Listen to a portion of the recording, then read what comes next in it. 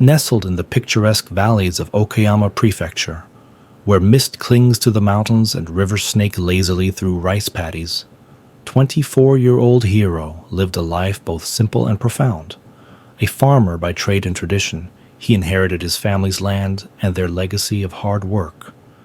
Yet, like many young people in rural Japan, Hiro carried the weight of uncertainty about the future of farming, the draw of urban life, and the relentless challenges posed by nature. His solace and strength came not from religion or modern self help books, but from the ancient philosophy of Stoicism. It began during an uncharacteristically stormy autumn evening, when Hiro stumbled upon a podcast about Marcus Aurelius while scrolling his phone in search of distraction. Intrigued by the notion of maintaining inner peace amid external chaos, Hiro researched more about Stoicism and eventually bought a Japanese translation of Meditations. The principles resonated deeply with him. Over time, Stoicism became his guiding philosophy, shaping the way he approached farming, relationships, and his own place in the world. Every morning, before the sun rose over Okayama's tranquil landscape, Hiro sat quietly on the engawa, the wooden veranda of his farmhouse. With a steaming cup of green tea in hand, he practiced what the Stoics called morning reflection. He thought about the day ahead, acknowledging potential challenges and setting his intentions. Today's agenda might include repairing irrigation channels damaged by heavy rain or delivering freshly harvested vegetables to a local co-op. Yet, Hiro reminded himself of Epictetus's wisdom. Some things are up to us, and some things are not. He knew he couldn't control the weather or market prices, but could control his effort and attitude. This mindset gave him clarity and calm as he faced each day's unpredictability. In rural Japan, where farming is a delicate balance between human effort and nature's whims, resilience was a necessity. One summer, a torrential downpour flooded Hiro's rice fields, undoing months of meticulous work. His neighbors despaired, but Hiro, though heartbroken, turned to the Stoic practice of accepting what cannot be changed. Complaining won't drain the water, he thought, as he rolled up his pants and waded into the muddy fields to salvage what he could. Drawing on Marcus Aurelius's reminder, "You have power over your mind, not outside events. Realize this, and you will find strength." Hiro focused on what he could control, replanning his harvest schedule and diversifying his crops to mitigate future risks.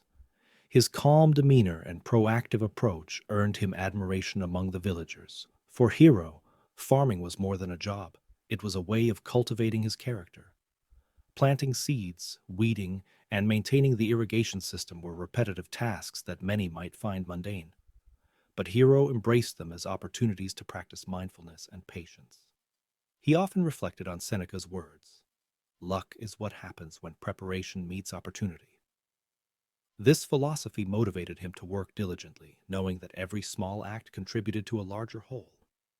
Whether it was painstakingly inspecting each row of rice plants or experimenting with organic fertilizer, Hiro found purpose in the process rather than the outcome.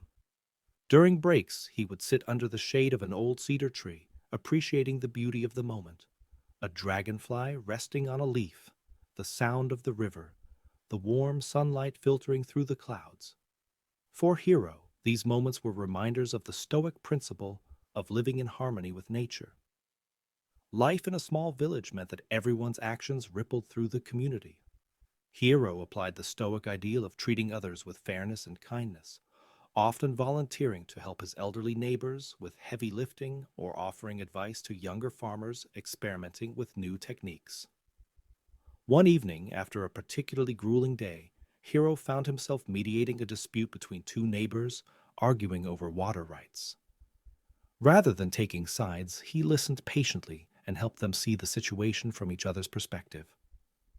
Inspired by Marcus Aurelius's teaching, "The best revenge is to be unlike him who performed the injury," Hiro diffused the tension without hostility, strengthening the bonds of trust in his village. As the day wound down and the sky turned a brilliant orange, Hiro returned to the engawa to practice his evening reflection. He reviewed his actions and thoughts, asking himself, Did I act justly today? Did I let anger or fear dictate my choices? What could I improve tomorrow? On days when he failed to keep his temper, such as snapping at his younger brother during an argument, Hiro didn't wallow in guilt. Instead, he acknowledged his mistake, resolved to do better, and let it go. This balance of accountability and self-compassion kept him grounded. While many of his childhood friends had moved to cities like Osaka and Tokyo, chasing careers in technology or finance, Hiro found contentment in the quiet life of Okayama. His days were filled with physical labor, community connection, and moments of introspection. The teachings of Marcus Aurelius, Epictetus, and Seneca reminded him that happiness was not about escaping challenges, but facing them with courage and wisdom. Hiro's life may have seemed ordinary to outsiders, but to him, it was deeply meaningful. He saw beauty in the routine, growth in adversity, and tranquility in accepting life as it was. Each sunrise over the rice paddies was a reminder of life's fleeting yet precious nature, and each sunset an invitation to reflect and grow. Through Stoicism, Hiro discovered that even in the smallest of villages, one could lead a life of greatness,